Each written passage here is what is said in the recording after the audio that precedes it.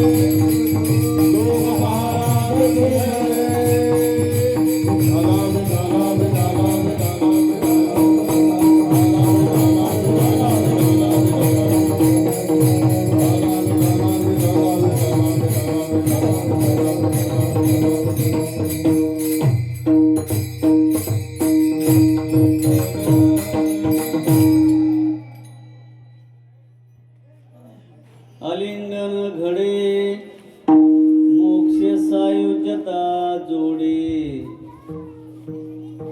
ऐसा संतांचा महिमा, झाली बोलायाची सीमा. तीर्थे पर्वकाळ अवघी पाया के सकाळ, ऐसा संतांचा महिमा, झाली बोलायाची सीमा. तुका म्हणे देवा, त्यांची केली पावे सेवा, ऐसा संतांचा महिमा, झाली बोलायाची सीमा. पांडुरंगा करू प्रथम नमन, पांडुरंगा करू प्रथम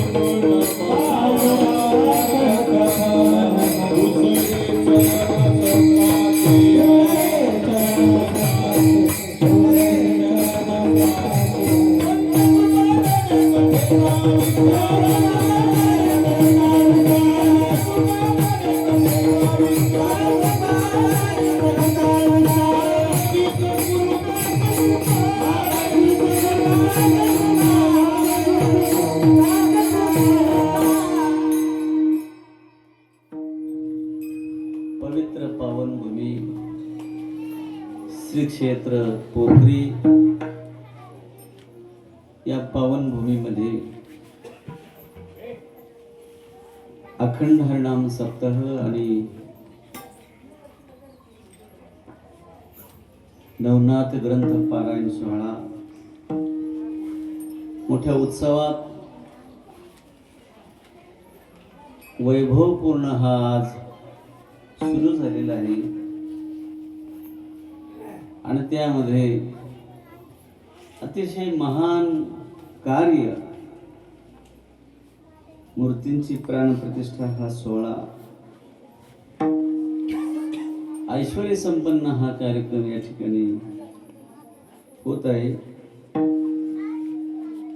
श्री संत वामनभाऊ महाराज यांच्या कृपा आशीर्वादाने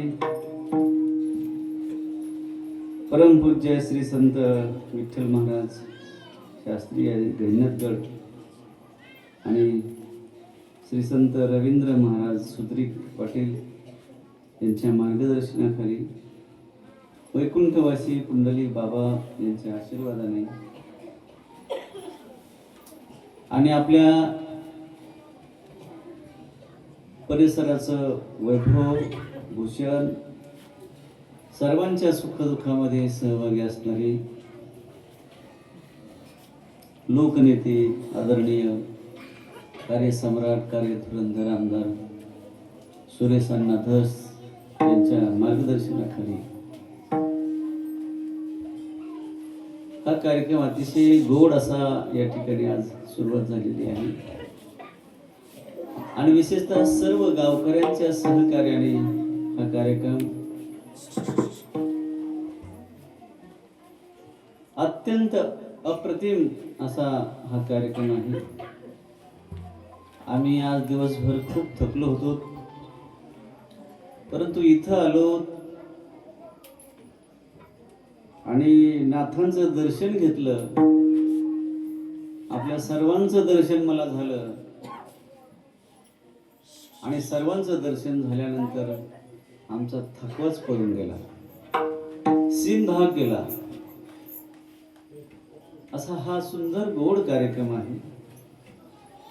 हा कार्यक्रम बघून मी तर भारावून गेलो, अत्यंत आनंद झाला. पण कार्यक्रम इतका आखीव रेखीव आहे. हा कार्यक्रम बघून आपल्याला तर आनंद झालाच झाला, परंतु वैकुंठवासी संत वामनभाऊ महाराज यांचा आत्मा आनंदाने डोलतोय.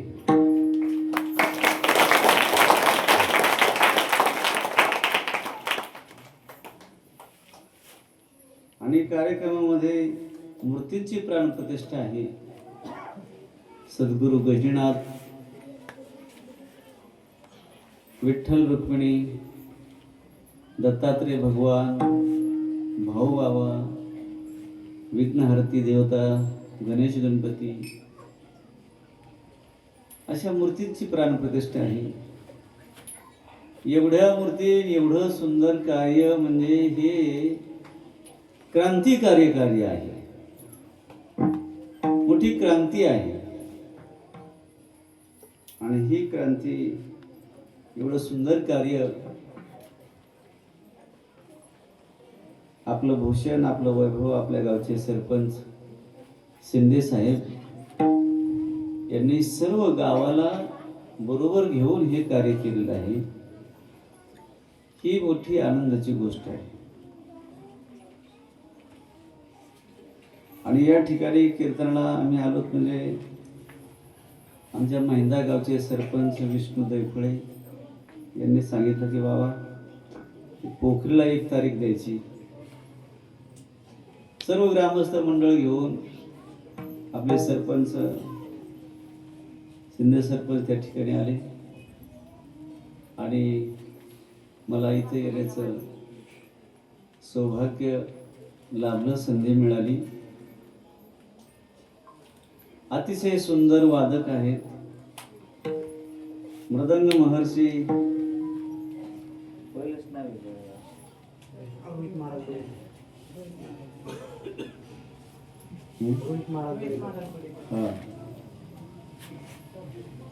रोहित महाराज, पूजनीय मृदंग सम्राट ताल महर्षी रोहित महाराज आणि संगीत अलंकार गायनाचार्य देवीदास महाराज बर्डे, संगीत अलंकार अंगद महाराज ढोरे, संगीत अलंकार दीपक महाराज चितळे, गायनाचार्य गौरव महाराज सोले, विष्णू महाराज सोले आणि ही सुंदर विद्यार्थी मंडळी या ठिकाणी उपस्थित आहे. संस्था आहे. अतिशय मुलं सुंदर टाळ वाजवतात, तालात नसते. बघा, मी तर माणूस असा भोळा भोळा माणूस आहे. मला काही ताल नाही, स्वर नाही, कीर्तन येत नाही, प्रवचन येत नाही. मी एकदम भोळा साधा अडाणी माणूस आहे. पण हे काहीच येत जरी नसलं तरी मला समाजाच्या मनात राहता येतं.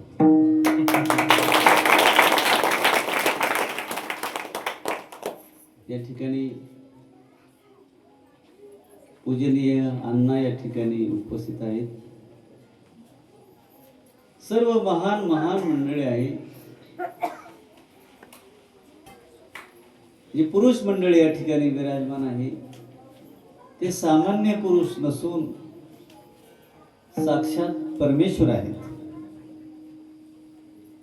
आणि ह्या ज्या महिला आहेत ह्या सामान्य महिला नसून ह्या आदिशक्ती देवी आहेत.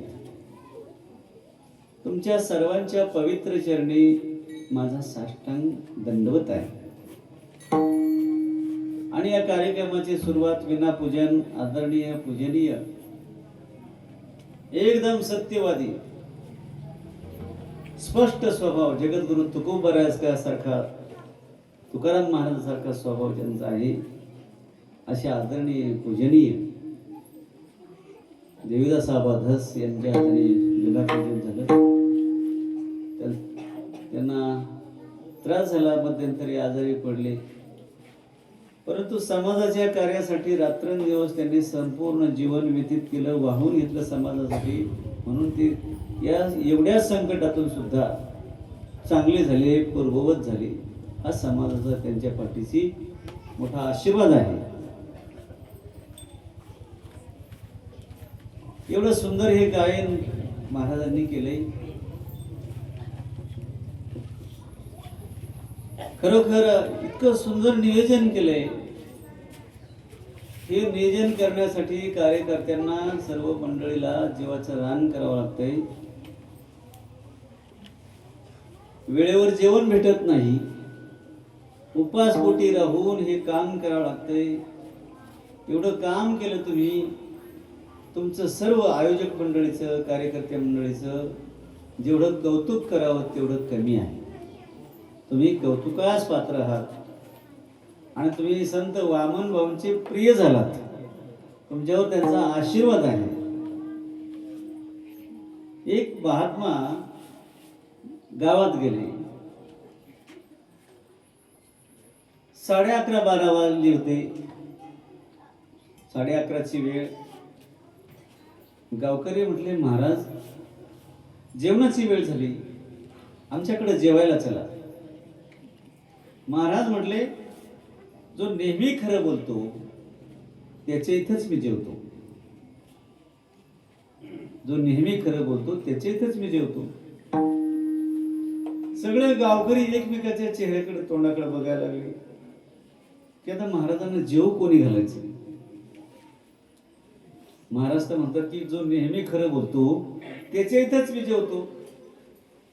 म्हणजे याचा अर्थ आपल्या गावात महाराज जेवत नाही असं चाललं. माणसाला कुठे ना कुठे खोटं बोलावंच लागतंय. ही वार्ता सगळ्या गावात पसरली. एक संत आले, एक महाराज आले. जो नेहमी खरं बोलतो त्याच्या इथंच महाराज जेवतात. सगळं गाव जमा झालं. महाराजांना जेव घालायला नाही बरं का, बघण्यासाठी. कसे एक महाराज व्यक्ती बघण्यासाठी. महाराजांना बघण्यासाठी सगळं गाव जमा झालं. महाराज कोणाच्याच इथे जेवायला जाणार. शेवटी 65 वर्षाचा एक म्हातारा शेठजी काठी टेकीत तिथं आले आणि ते म्हटले, महाराज तुम्ही कोणाच्याच इथं जेवत नाही, मग माझ्या इथं जेवायला चला. लोक म्हटले, कोणाच्याच इथं जेवत नाही असं नाही, जो नेहमी खरं बोलतो त्याच्या इथंच जेवतील. मग शेठजी म्हटले, माझ्या इथं जेवायला चला तुम्ही. शेठजीचे दुकानं होते, कपड्याचे दुकानं, सोने चांदीचे दुकानं, शोरूम मोठमोठे सोने चांदीचे शोरूम होते त्यांचे. अहिल्यानगरला एक शोरूम होतं, संभाजीनगरला एक शोरूम होतं, धाराशिवला एक शोरूम होतं. हे रिपीट करावं लागेल बरं का नेहमी. असे शोरूम सोन्या चांदीचे. मग त्या साधूने त्या शेठजीला सावकाराला काही प्रश्न विचारले. म्हटले, शेठजी तुम्हाला मुलं किती आहेत? शेठजी म्हटले, मला एकच मुलगा आहे. आणि शेठजीला 3 पोरं होते. शेठजीला 3 पोरं होते. सगळं गाव बोलायला लागलं, शेठजी तुम्ही सुरुवातच खोटं बोलण्याने केली. तुम्हाला धडधडीत 3 मुलं आहेत आणि तुम्ही खुशालच सांगता की मला एकच पोरग आहे म्हणून. शेठजी म्हटले असे 2 मुलं माझं बिलकुल ऐकत नाही. 2 मुलं माझा शब्द पाळीत नाहीत, परंतु एक मुलगा शब्दाच्या पलीकडे जात नाही, शब्द ओलांडीत नाही, म्हणून मी एकच मुलगा समजतो. महात्म्यांनी आणखीन प्रश्न विचारला की शेठजी तुमची संपत्ती किती आहे? शेठजी म्हटले माझी 5 लाखाची संपत्ती आहे.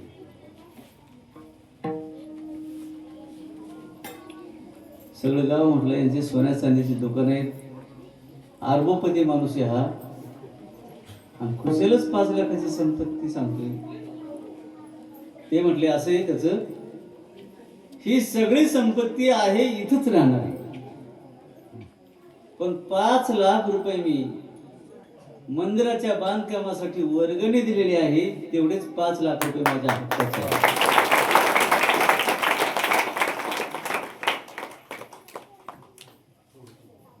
तेवढेच 5 लाख रुपये माझ्या हक्काचे आहेत, त्याच्यावरच माझी सत्ता आहे. तेवढ्या 5 लाखावर आणि पुण्य रूपाने तेवढीच शिदोरी माझ्या बरोबर येणार आहे. महात्म्याने आणखीन प्रश्न विचारला. म्हटले शेठजी तुमचं वय काय आहे? शेठजी म्हटले मी 15 वर्षाचा आहे. माझं वय 15 वर्षाचं आहे म्हटले. त्या शेठजीच्या वर्गात शिकलेला एक माणूस पाठीमागे बसला होता आणि हे ऐकून त्यांना काही दम निघाला. पाठीमागून माणसं तुडीत तुडीत घाई घाईने पुढे आले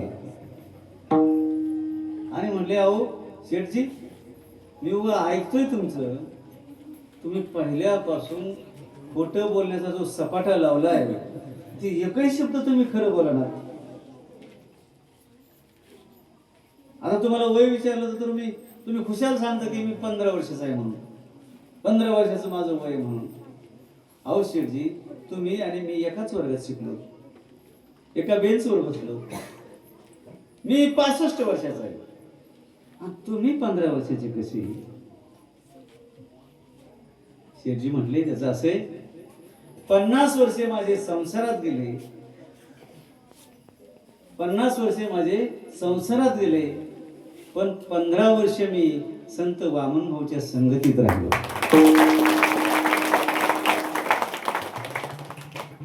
तेवढेच खरे 15 वर्ष माझे कामाचे आणि तेवढंच जीवन माझं खरं सार्थक झालं. आम्ही आषाढीच्या अगोदर पंढरपूरला गेलो, दर्शन केलं पांडुरंगाचं आणि दर्शन केल्यानंतर ते मंदिरातल्या कमिटीने विश्वस्त मंडळीने आम्हाला एका ठिकाणी नेलं, चहा पाणी केलं. बसलो आम्ही तिथं. बसल्यानंतर बराच वेळ बसल्यानंतर मी त्यांना म्हटलं की आता आम्ही चलतो आम्ही जातो म्हणून. ते म्हटले बसा बसा महाराज बसा. आम्ही पुन्हा बसलो. त्यांनी पुन्हा चहा पाणी केलं आणि मग म्हटलं आम्ही आता चलतो जातो आम्ही. तर ते म्हटले महाराज तुम्ही कुठं बसलात याची कल्पना नसेल तुम्हाला. तुम्ही जिथं बसलात ना तिथं जगद्गुरु तुकोबराय चंद्रभागेचं स्नान करून आल्यानंतर दर्शन पांडुरंगाचं दर्शन केल्यानंतर ह्या जागेवर येऊन बसायचे जगद्गुरु तुकाराम महाराज. आणि जगद्गुरु तुकोबराय इथंच आराम करायचे. जगद्गुरु तुकोबराय याच ओरीमध्ये भजन करायचे आणि तिथं तुम्ही बसला. आणि मग मी हलन का तिथून म्हटलं एवढी पवित्र जागा आहे. आणि मग मी विचार केला की आपलं आतापर्यंत जीवन व्यर्थ गेलं, पण या जागेवर आलो तेवढा काळ मात्र सार्थक झालाय. तेवढा काळ वेळ सार्थक झाला. मला आज कंटाळा आलता इथे येण्याचा. मला असं वाटलं होतं काहीतरी नियोजन करावा, पण परत वाटलं नाही, पोखरीला जाण्याची इच्छा, आपण गेलंच पाहिजे. आलो, बघितल्यानंतर असं वाटतंय की आजचा दिवस माझा सार्थक झाला, धन्य झाला. आलो नसतो तर या सोहळ्याला मी वंचित राहिलो असतो. नेत्रदीपक हा सोहळा आहे आणि विशेष म्हणजे या ठिकाणी आल्यानंतर छत्रपती संभाजी महाराजांना आवडणारं काम तुम्ही केले हे सगळ्यात जास्त विशेष.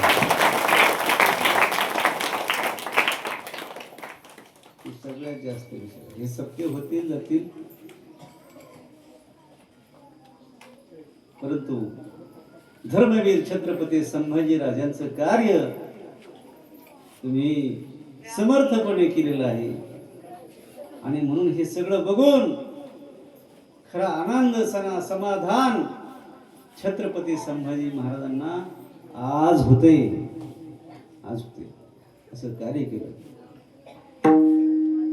म्हणून संतांची संगती, सज्जनाची संगती ही केलीच पाहिजे. तसं नरदेह मिळणं अवघड आहे. पुनर्वित्तम पुनर्मित्रम पुनर्भार्या पुनर्महिली एतत् सर्वं पुनर्लभ्यम न शरीरम पुनः पुनः. नरदेह दुर्लभ जाना रे, नरदेह दुर्लभ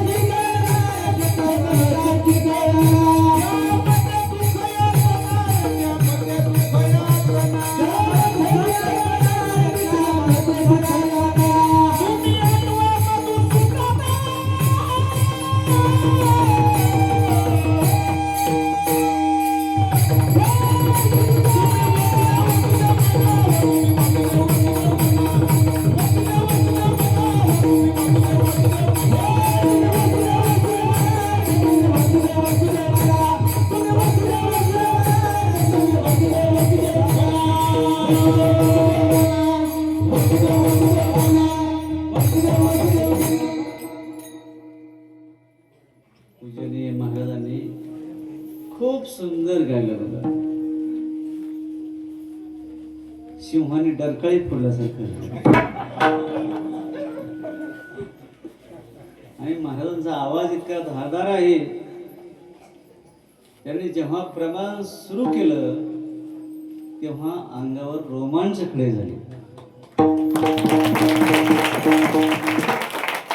इतकं सुंदर गायन, इतकं सुंदर म्हणणं, मधुर म्हणणं, हे नुसतं प्रॅक्टिस केल्याने येत नाही बरं का. केवळ रियाज केल्याने एवढं चांगलं येत नाही. प्रॅक्टिस करून करून स्वराला स्वर लावून ते काय म्हणतात आरोह आरोह म्हणून लोक म्हातारे झाले पण स्वर लागत नाही. आणि पखवाजाची प्रॅक्टिस करून करून म्हातारे झालेत पण ताल सापडत नाही, धागिरता येत नाही. पहिला बोल धागिरताची ना, यांनी धागिरता वाजवल्यानंतर गोड वाजतं. नुसतं बोल पाठ असून वाजता येऊन महत्व नाही. त्याची तपश्चर्या घडली पाहिजे, त्याची साधना घडली पाहिजे. तीच वस्तू परत परत परत परत परत परत केली तर त्याच्यामध्ये प्रभाव निर्माण होतो, पॉवर निर्माण होते. आता यांनी दागिना वाजवला तर गोड लागतो आणि मी जर वाजवलं तर धडाम धडाम वाजून. म्हणजे प्रॅक्टिस साधनेला फार महत्व आहे जीवनामध्ये. रामकृष्ण हरी सगळ्यालाच माहिती आहे, सर्वांच्या पाठवी. पण माळा घेऊन रामकृष्ण हरी त्याचा जप जो करतो ना त्याची वाणी सिद्ध होते. रामकृष्ण हरी जरी तेच असलं पण त्याचा जप केला पाहिजे, साधना केली पाहिजे, मग सिद्ध होत. महाराजांनी दाखला दिलाय आपल्याला की हा नरदेह दुर्लभ आहे. पण कदाचित हा देह मिळेल गेलेला पैसा भेटल. पुन्हा एखाद्याची बायको पुनर्वित्तम पुनर्भार्या भार्या म्हणजे पत्नी जर एखाद्याची पळून गेली तर ती पुन्हा येईल. एखाद्याची पत्नी जर पळून गेली तर ती पुन्हा काय? पुन्हा येईल. दुसरीकडे असं नाही म्हणायचं बरं का, पुन्हा येईल. गेलेलं साम्राज्य पुनर्मही पुन्हा भेटल.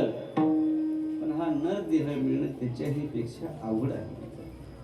दुर्लभम त्रयमेव एतत् देवानुग्रह हैतुकम. मुमुक्षुत्वम मनुष्यत्वम महापुरुष संश्रय.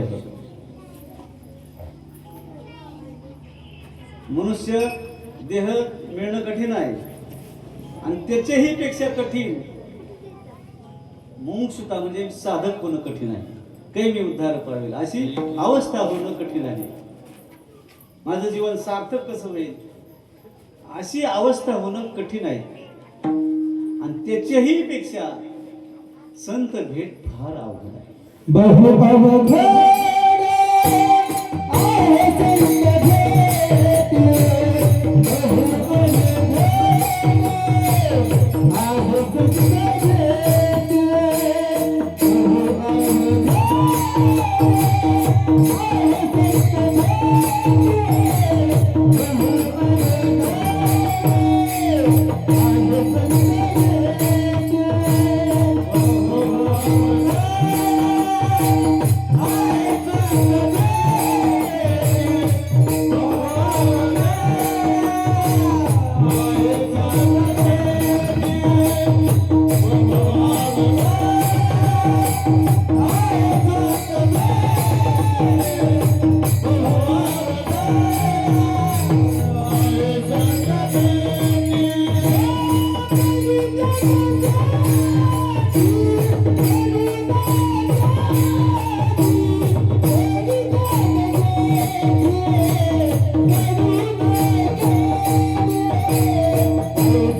संत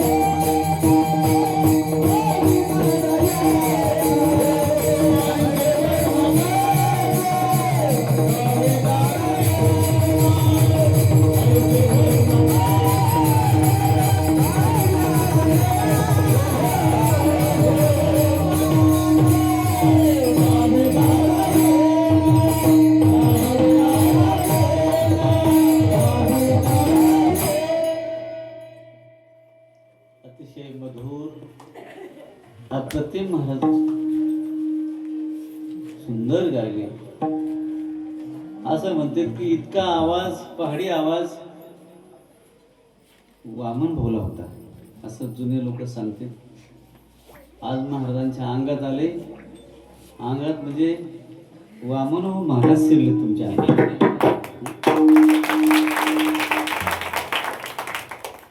भाऊ अंगात शिरले हो काय भीती तुम्ही कोणाला भाऊ ना सगळे घाबरायचे. भाऊची भीती होती फार आदराची भीती होती ती.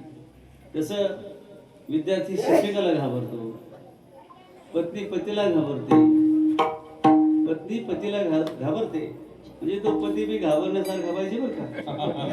नाही तर दुपारीच लिहिजे खेळत यायचे. अशा पतीला काय घाबरायचं नाही. चांगलं दुरुस्त करायचं त्यांना. ही आदराची भीती असते. लहान्याने मोठ्याला नेहमी घाबरावं. म्हणजे आबा भरमतराव असं म्हणते आपल्या स्वदेवास. मोठ्यांचा नेहमी आदर पाहिजे, लवून भजून वागलं पाहिजे. आणि संताजवळ तर इतकं नम्रतेने वागलं पाहिजे. अहो संतांचा संग केल्यानंतर माणूस पुण्यवान होतो. पुण्यवंत व्हावे येता सज्जनाची नावे. येता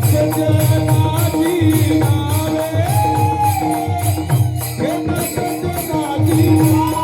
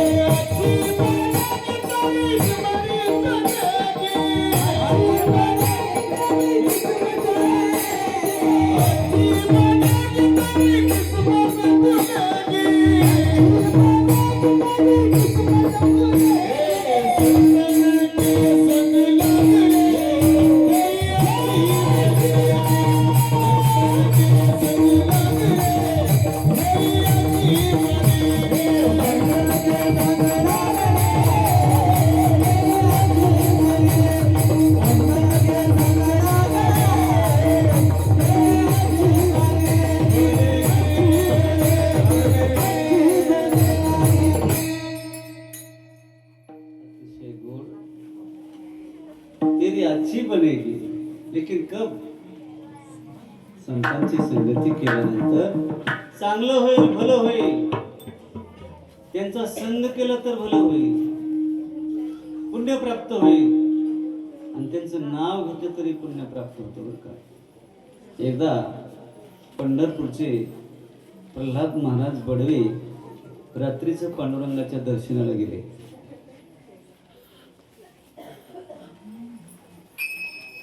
त्यांना वेगळंच अद्भुत दर्शन झालं. त्या ठिकाणी दिसलं विटेवर परमात्माच नाही, सिंहासन वीट सोडून दिली देवाने आणि गरुड खांबाजवळ आले आणि ज्ञानोबा तुकोबारांचं भजन करत नाचू लागले. देव पांडुरंग. आणि मग प्रल्हाद महाराज बडव्यांनी बाहेर येऊन गावकऱ्यांना वारकऱ्याला सांगितलं की विठ्ठल पांडुरंग परमात्मा हे ज्ञानोबा तुकोबारांचं भजन करतात. आणि तेव्हापासून या संप्रदायाचा ज्ञानोबा तुकोबा हा मंत्र झालेला आहे. म्हणजे संतांचं नाव जरी घेतलं, तुका म्हणे पापे जाती संतांचं नामस्मरण केलं तर ते पाप नष्ट होतं, निवृत्त होतं. एक दृष्टांत सांगतो. विश्वामित्र आणि वसिष्ठ हे समकालीन ऋषी होते. विश्वामित्र हे राजघराण्यातले होते, पण विश्वामित्राने 60,000 वर्ष तपश्चर्या केली. किती वर्ष? 60,000 वर्ष तपश्चर्या केली विश्वामित्राने. आणि वसिष्ठ त्यांना राजर्षी म्हणायचे. आणि वसिष्ठ ऋषी हे ब्रह्मर्षी होते.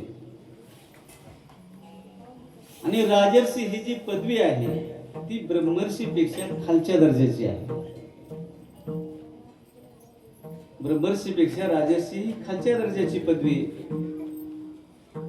पण विश्वामित्राला असं वाटलं, अपमान वाटायचा की मला ब्रह्मर्षी का म्हणत नाही,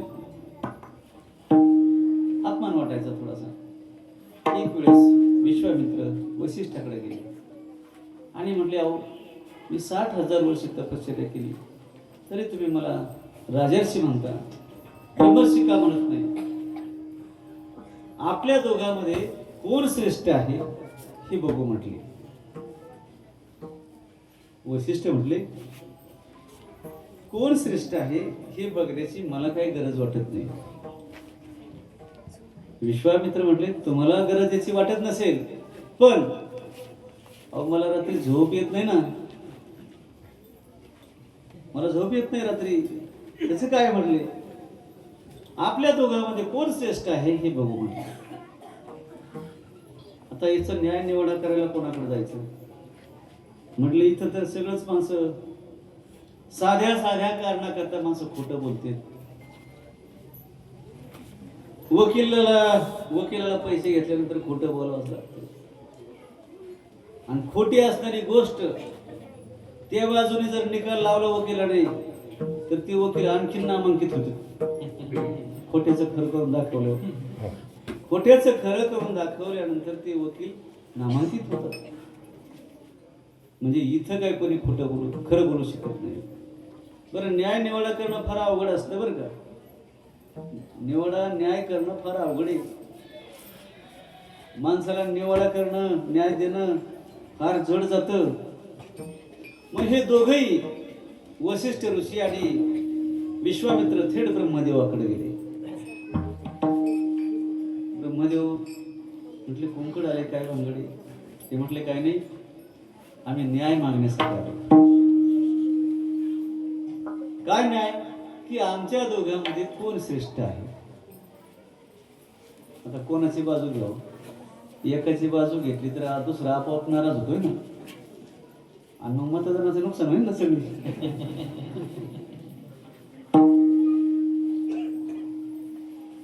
ब्रह्मदेव हुशार होते, तर ते अक्कलचीच देवता, बुद्धीची देवता. ते म्हटले आता तुमच्या दोघांमध्ये कोण श्रेष्ठ आहे हे सांगण्यासाठी आपण पंच बोलवू म्हटले. पंच बोलू. कोण कोण पंच? पंचाचे नाव सांगितले. म्हटले पहिला पंच सूर्यनारायण, आणि तिसरा पंच शेष नारायण, ज्याच्या डोक्यावर पृथ्वी उभी आहे, खडी आहे. असे 3 पंचाचे नाव सांगितले. म्हणजे 3 पंच आले, 3 जण आले तरी तुमचा न्याय निवडा होईल. विश्वामित्राला घाई झाली होती. धावत धावत विश्वामित्र थेट सूर्याकडे गेले. सूर्यनारायणाकडे. सूर्याकडे जाणं हे काही सोपं नाही. भलते चालत्याचं काम नाही महाराज. सूर्याकडे जाणं म्हणजे भेटायला, पण तपश्चर्या तेवढी जीवनामध्ये. सूर्याकडे गेले आणि म्हटले, सूर्यनारायण तुम्ही माझ्या बाजूने साक्षी द्यायला चला. सूर्यनारायण म्हटले, येतो मी, काय हरकत नाही, पण मी आल्यानंतर हे जगात सर्व अंधकार होईल. हे जगाला मला प्रकाश द्यावा लागतो, उष्णता द्यावी लागते, आणि मी इथं गैरहजर राहिल्यानंतर सर्व अंधकार होईल. मग कसं करायचं? म्हटलं याची काहीतरी व्यवस्था करावी लागेल तुम्हाला. तुमच्याकडे असं एखादा कामगार आहे का की माझ्या जागेवर तो काम करील? बदली अहो बदली द्याल ते काय ड्रायव्हर येतोय? ड्रायव्हर देऊ शकतो माणूस बदली. विश्वामित्र म्हटले हे शक्य नाही. आणि मग सूर्यनारायण म्हटले मला पण येता येत नाही, माझ्याच्याने येणं शक्य नाही. विश्वामित्र निराश झाले. तिथून पुढे निघाले दुसरा साक्षीदार आणण्यासाठी. समुद्राकडे गेले आणि म्हटले, सागर महाशय तुम्ही माझ्या बाजूने साक्षी द्यायला चला. समुद्र म्हटला, मी येतो, काय हरकत नाही, पण मला नेण्यासाठी काय आणलंस? कशात नेतोस मला? आणि मी जर तसाच पायी निघालो, समुद्र जर पायी निघाला तर मधले सगळे गाव जातील ना. विश्वामित्राने सांगितलं, तुम्ही ज्याच्यात सामावताना असं भांड आणखी जगामध्ये निर्माण झालेलं नाही. मग समुद्र म्हटला, मला पण येता येणार नाही, मी येऊ शकत नाही. विश्वामित्र आणखी नाराज झाले. तिसरा साक्षीदार शेषनारायण, त्याच्याकडे गेले विश्वामित्र आणि शेषाला म्हटले, शेष महाराज माझ्या बाजूने साक्षी द्यायला चला. शेष म्हटला, येतो मी, काही हरकत नाही, पण माझ्या डोक्यावर हा जो पृथ्वीचा भार आहे, हा पृथ्वीचा भार सांभाळण्यासाठी काहीतरी व्यवस्था करा, मग मी येतो. तुमची जी 60,000 वर्षाची तपश्चर्या आहे ना, त्या तपश्चर्यामध्ये जर काही सामर्थ्य असलं पृथ्वी त्याच्यावर टेकवण्याचं, खडी करण्याचं, तर काहीतरी व्यवस्था करा. विश्वामित्राने सांगितलं हे शक्य नाही. विश्वामित्र मोकळे माघारी गेले. ब्रह्मदेवाने लागूनच बघितलं, एकही साक्षीदार आला नाही. विश्वामित्राला भयंकर राग आला. विश्वामित्र म्हटले, तुम्हाला न्यायच द्यायचा नव्हता तर अशा साक्षीदाराचे नाव कशाला मला सांगितले? आज तुम्ही अशा साक्षीदाराचे नाव सांगितले की जे येऊ शकत नाही, असे साक्षीदार आणायला सांगितले. म्हणजे असं एखाद्याला काम सांगायचं मोठं अवघड. तो माणूस म्हणतो, अहो मला तुम्ही नाही द्यायचं तर नाही म्हणून सांगा ना, हे कशाला सांगता? हा, ब्रह्मदेव म्हटले, आपण वशिष्ठ ऋषीला पाठवू. विश्वामित्र म्हटले, मी 60,000 वर्षे तपश्चर्या करून सुद्धा हे माझ्याच्याने आले नाहीत, आणि हा वशिष्ठ आश्रम सोडून कुठं बाहेर जात नाही, याच्याच्याने कसे यायचे? म्हटले, आता संधी तर द्यावंच लागेल ना. म्हटले, एकदा बघू द्या. वशिष्ठ ऋषी म्हटले, मी आणण्याचा प्रयत्न करतो, त्यांना आणण्याचा प्रयत्न करतो म्हटले. वशिष्ठ ऋषी गेले, थेट सूर्यनारायणाकडे गेले. वशिष्ठ ऋषी हात जोडले आणि नम्रतापूर्वक म्हटले, सूर्यनारायण हे भगवान, महाराज तुम्ही साक्षी द्यायला येता का? तुम्ही माझ्या बाजूने साक्षी द्यायला चला असं नाही, तुम्ही साक्षी द्यायला येता का? तुम्ही साक्षी द्यायला यावं अशी माझी इच्छा आहे, माझी प्रार्थना आहे.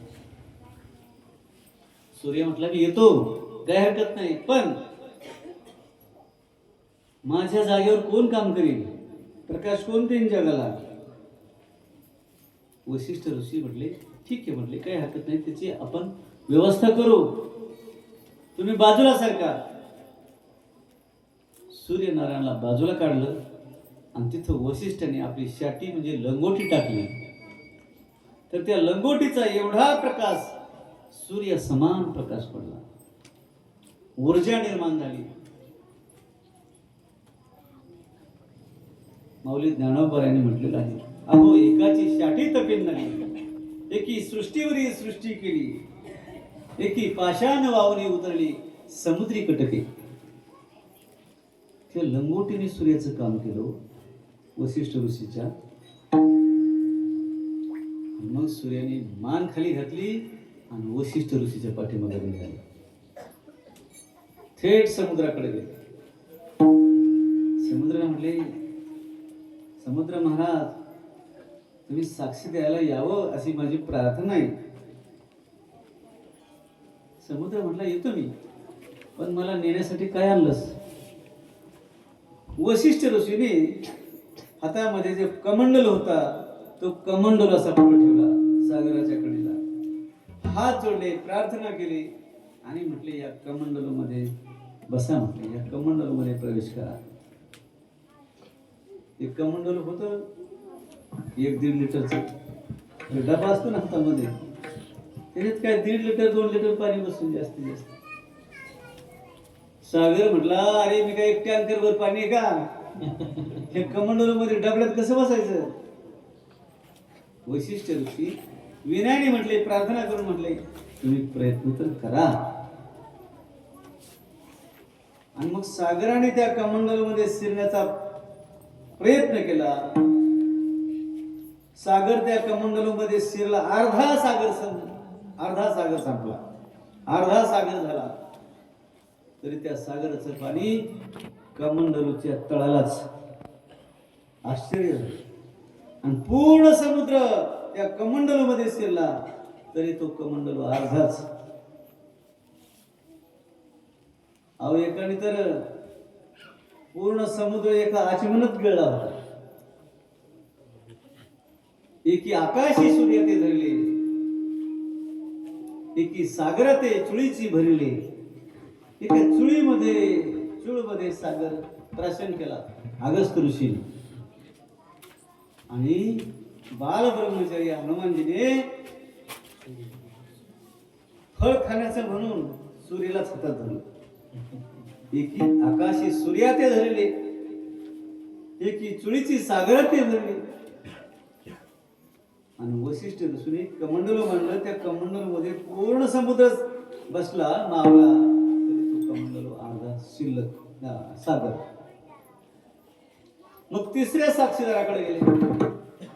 आता एकच साक्षीदार राहिला, शेष नारायणाकडे गेले आणि म्हटले शेष नारायण भगवान तुम्ही साक्षी द्यायला चलावा अशी माझी प्रार्थना आहे. शेष नारायण म्हटला की पृथ्वी धारण करण्यासाठी काहीतरी व्यवस्था करा. वशिष्ठ ऋषी म्हटले तुम्ही बाजूला सरका. वशिष्ठ ऋषी बाजूला सरकले, शेष नारायण बाजूला सरकले आणि वशिष्ठ ऋषीने हातामध्ये जे काठी होती दंड, तो दंड असा पृथ्वीला लावला. त्या दंडावर पृथ्वी स्थिर झाली. आणि मग हे तिघही साक्षीदार घेऊन वशिष्ठ ऋषी गेले. लांबूनच बघितलं ब्रह्मदेवाने, लांबूनच बघितलं हे तिन्ही साक्षीदार वशिष्ठ ऋषीने आणले. हे विश्वामित्राने बघितलं लांबूनच. आणि मग ब्रह्मदेवाने विश्वामित्राला विचारलं आता न्याय करायचा का? म्हटलं आता न्याय करायचा का? विश्वामित्र म्हटले न्याय झाला, निवाडा झाला, सगळं काय झालं, पण मी 60,000 वर्षे तपश्चर्या करून सुद्धा मला जे करता आलं नाही ते या विश्वामित्राने सहज केलंय. हे कशाच्या जोरावर केलंय हे मला विचारायचं. मग विश्वामित्राने वसिष्ठला विचारलं की "बाबा, तुम्ही हे कशाने केलं, कशाच्या जोरावर केलं?"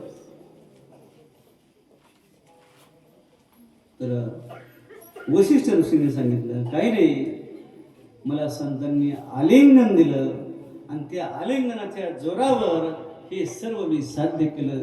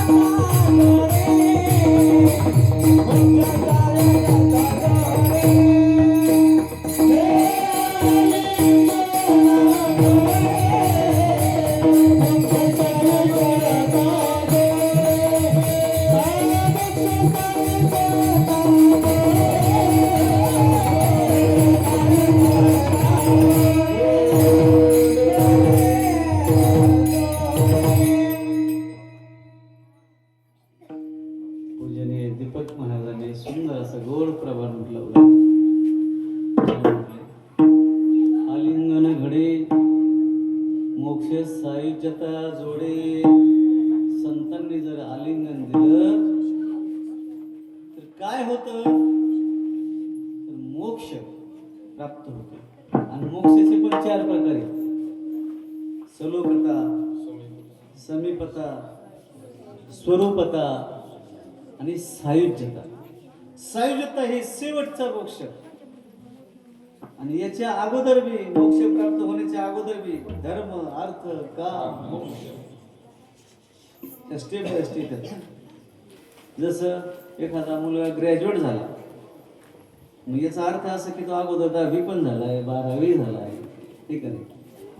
तसं सायुज्यता मुक्ती त्याला भेटली म्हणजे धर्म, अर्थ, काम, मोक्ष हे सगळंच त्याला प्राप्त आहे.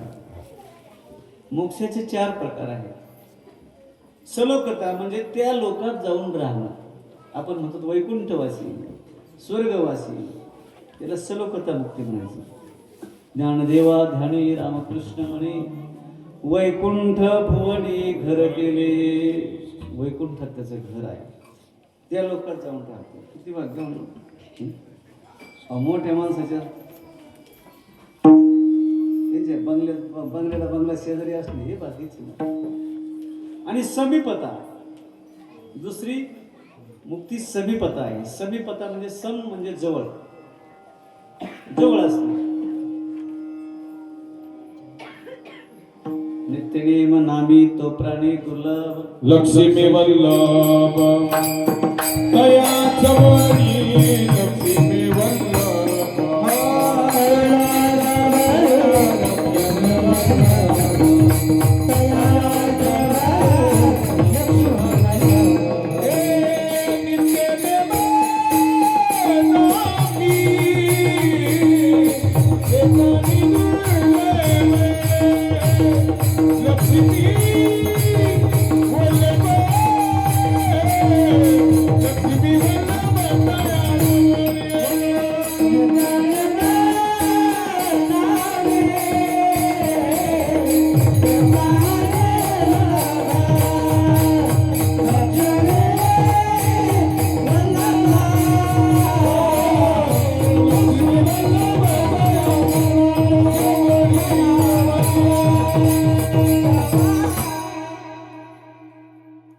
नित्यनेम नामे तो प्राणी कसा आहे दुर्लभ. आणि नित्यनेमाने जर नामस्मरण केलं तर त्याला समीपता मुक्ती भेटत असते. लक्ष्मी वल्लभ तयाजवळ. लक्ष्मी वल्लभ म्हणजे लक्ष्मी वल्लभ म्हणजे मालक. लक्ष्मीचा मालक त्याच्या जवळ राहतो. लक्ष्मीकांत कांत म्हणजे मालक. ज्याच्याकडे पैसा भरपूर असतो ना ते लक्ष्मीकांत असतात. आताच आपल्या इकडे लक्ष्मीकांत आलेले आहेत. आदरणीय पूजनीय वरिष्ठ सर्वांचे मार्गदर्शक आपले अजिनाथ भाऊ चेअरमन साहेब सानप साहेब हेही या ठिकाणी आलेत. आदरणीय गीते साहेब तहसीलदार हे पण या ठिकाणी आलेत. तुम्ही सगळे आलात. अहो ही माणसं आले म्हणजे कार्यक्रमाची महती वाढत असते. मोठेपणा येत असतो. बाहेरचे माणसं कार्यक्रमाला आले की कार्यक्रम मोठा होत असतो.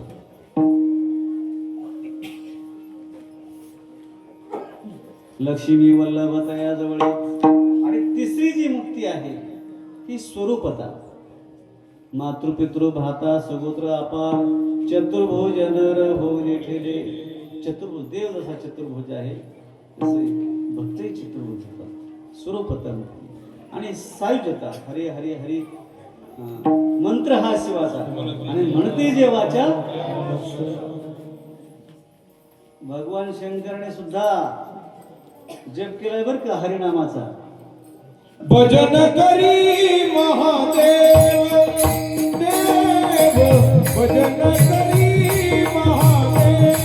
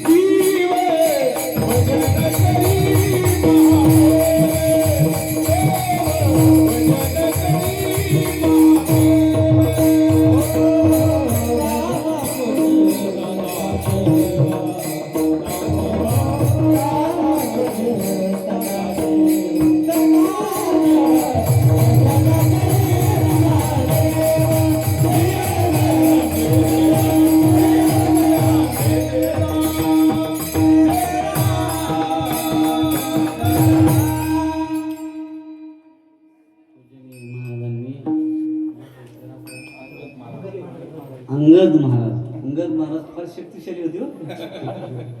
अंगद महाराजांचा आवाज बी असा आहे. समर्पक प्रमाण दिला बघा. गोड अतिशय. भजन करी महादेव राम तुझी सदाशिव भगवान शंकर ही रामाची पूजा करतात बरं का. भजन करतात प्रभू रामचंद्राचं. आणि माऊलीत ज्ञानोबर आहेत तर म्हणतात भगवान शंकर विठ्ठलाचं सुद्धा भजन करतात. विठ्ठल नाम तीन अक्षरे आणि अमृत पान केले शंकरे. भगवान शंकरांनी ते प्राशन केलं विठ्ठलाचं नामस्मरण. म्हणून आम्हालाही फार महत्व आहे. असा भक्तांचा महिमा आहे, असा संतांचा महिमा आहे. एकदा जगद्गुरु तुकोबारायांचं कीर्तन लोहगावला होतं. आता तिथं विमानतळ आहे.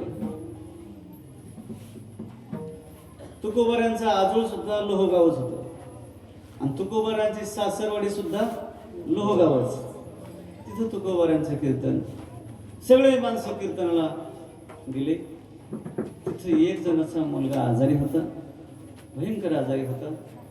म्हणजे जगल की मरल अशी त्याची परिस्थिती.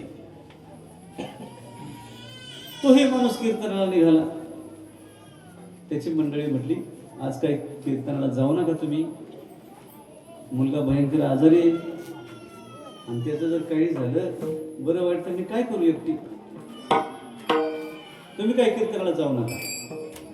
तर म्हटलं, हे बघ, मी काही कीर्तनाला गेल्याशिवाय राहणार नाही. याचं जर समजा आयुष्य संपलं असलं आणि मी जरी इथं बसून राहिलो तरी हा मरणारच. आणि याचं जर आयुष्य शिल्लक असलं आणि मी जरी कीर्तनाला गेलो तरी तो जगणारच आहे. म्हणजे माझ्या कीर्तनाला जाण्याचा न जाण्याचा आणि याचा जगण्या मरण्याचा काही संबंध नाही. मी कीर्तनाला जाणार असं म्हणून झटकन उठले, कीर्तनाला गेले. जगद्गुरु तुकोबारायांचं ते कीर्तन होतं. ते कीर्तन म्हणजे काय, ते काय पाकिटासाठी होतं का? ते कीर्तन भगवंतासाठी होतं, नामस्मरण भगवंतासाठी होतं. कीर्तन रंगात आलं. जगद्गुरु तुकोबारायांचं कीर्तन. अहो, तुकाराम महाराजांच्या कीर्तनात देव नाचत होते, छत्रपती शिवराय येऊन बसत होते महाराजांच्या कीर्तनाला. तुकोबारायांचं कीर्तन अर्ध कीर्तन झालं, अतिशय रंगात आलं कीर्तन. आणि तेवढ्यात पाठीमाग त्या माणसाचा एकुलता एक मुलगा मेला. त्या बाईला अतिशय राग आला, संताप आला. आणि ती म्हटली रागाच्या भरात म्हटली, यांना मी सांगितलं होतं कीर्तनाला जाऊ नका, तरी हे गेले.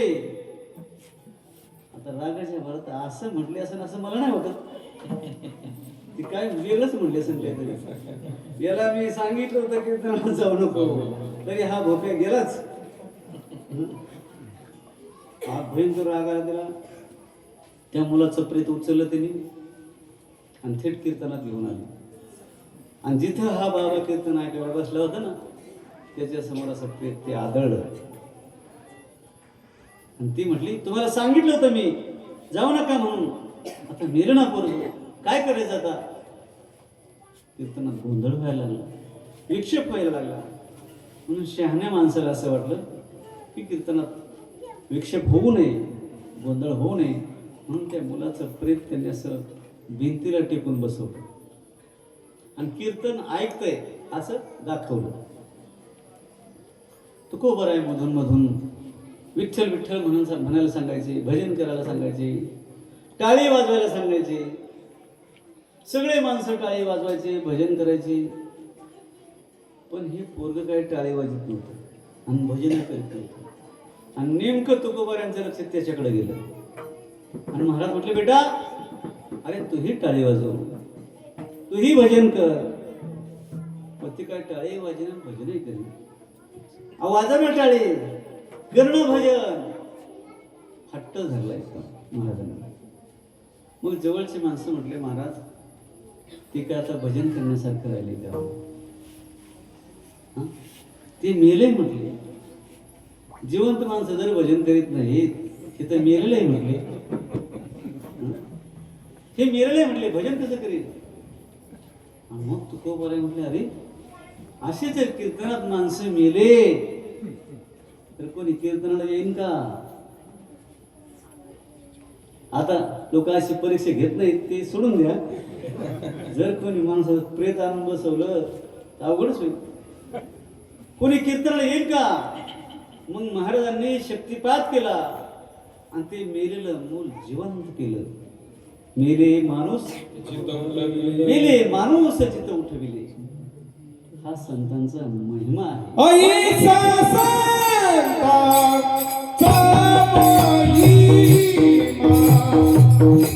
महिमा, हे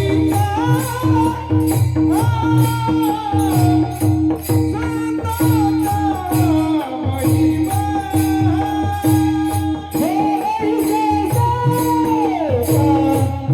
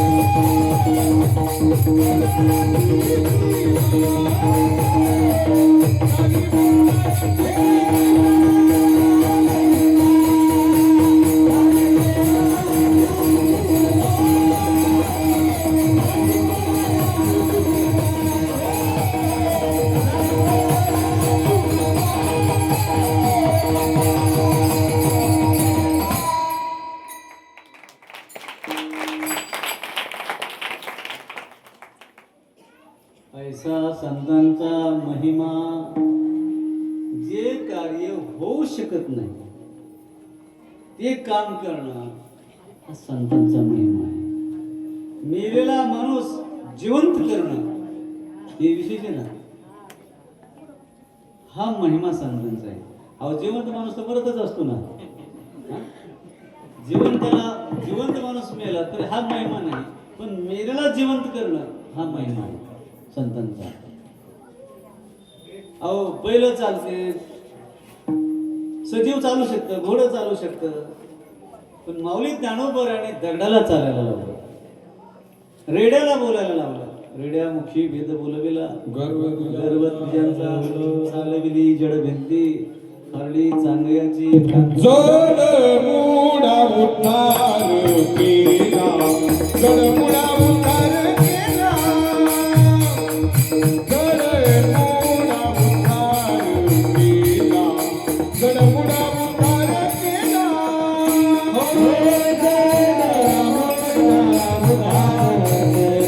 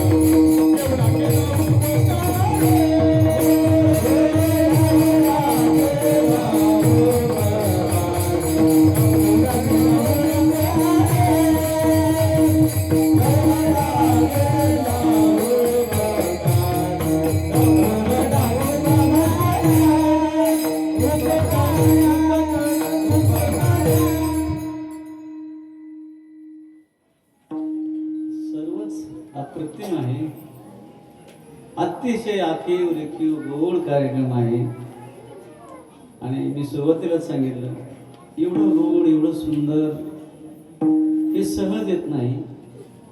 संतांची कृपा असल्याशिवाय हे शक्य नाही. ज्या अर्थी एवढं सुंदर तुमच्या हातून होते ते अर्थी तुमच्यावर संत वामन भाऊंची कृपा आहे. एवढं सुंदर हे मंदिर बांधलंय, किती सुंदर मंदिर. हे मंदिर बघितल्यानंतर डोळ्याचे पारणे फिटते असं मंदिर आहे. भव्य दिव्य मंदिर आहे.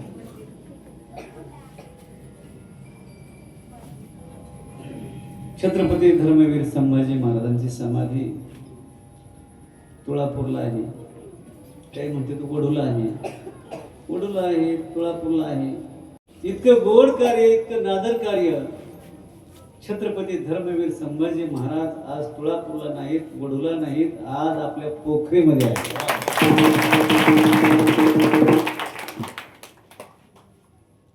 आणि मला तर खूपच आवडलं, खूपच. शाळेतल्या विद्यार्थ्यांनी, सर्व विद्यार्थ्यांनी कपाळाला गंध टिळक लावून जायचं. बिगर गंध लावता शाळेत जाऊ नका. ज्याला असं वाटतं आपण हिंदू आहेत, पण हिंदूचं प्रतीक असतं गंध टिळक लावणं. प्रत्येकाने गंध लावला पाहिजे, टिळक लावला पाहिजे, टिळा केला पाहिजे. कारण इथं ज्ञानचक्षु आहे, ज्ञानाचा डोळा आहे. तिसरा डोळा म्हणतात ना माणसं, तिसरा डोळा इथे. तो डोळा झाकलेला असतो आणि त्या डोळ्याला जर उघडायचं असेल, जागा करायचं असेल तर तिथे असं स्पर्श करावा लागतो, गंध लावा लागतो. म्हणजे त्या माणसाचा तिसरा डोळा उघडला जातो, जगाचं ज्ञान त्याला होतं. म्हणून शाळेत विद्यार्थ्यांनी, सर्व विद्यार्थ्यांनी तिलक करून गेलं पाहिजे, गंध लावून जायचं. तसं शाळेत जायचंच नाही. आणि उलट शिक्षकाला सांगायचं गंध लावून येत जा. आता ते चिचोंडीला झाले ना, जे शिक्षक गंध लावून आले ना त्यांना शिकून दिलं. एक शिक्षक गंध लावून गेला नाही, त्याला वर्गाच्या बाहेर काढलं पोरांनी. तू शिकू नकोस म्हटले आम्हाला, तूच गंध लावित नाहीस, तू आम्हाला काय शिकवशील. मग आपल्या सरपंचाने सुंदर गंध लावलाय. आणि त्या दिवशी तारीख घ्यायला पण असं मोठा गंध लावून आले होते सगळेच. तर गंध लावणं हे शुभ असतं, चांगलं असतं. प्रत्येकाने गंध लावला पाहिजे. इथून पाठीमागे जरी नसला लावला तरी इथून पुढे लावायला सुरुवात करायची आपल्याला. प्रत्येकाने गंध लावायचा. एवढं सुंदर हे कार्य, तुमचं कार्यकर्त्याचं, आयोजक मंडळीचं जेवढं कौतुक करावं तेवढं कमी आहे. तुम्ही जीवाचं रान करून उपासपोटी हे कामं केलीत, कधी वेळेवर तुम्ही जेवला नाहीत. हे देवाचं कार्य केले, देवाला आवडणारं कार्य केले. आणि एवढं चांगलं काम करण्यासाठी तुमचे हात बळकट व्हावेत ही रामलल्लाच्या चरणी माझी प्रार्थना आहे. आणि मला खात्री आहे की माझी प्रार्थना रामलल्ला स्वीकार करतात. भली सेवा भगवंताच्या चरणी, संत नारायण महाराजांच्या चरणी, संत श्री वामन भाऊंच्या चरणी, भगवान बाबाच्या चरणी समर्पित करायची, सद्गुरू जोग महाराजांच्या चरणी समर्पित करायची. आणि एकदा भजन करू आपण.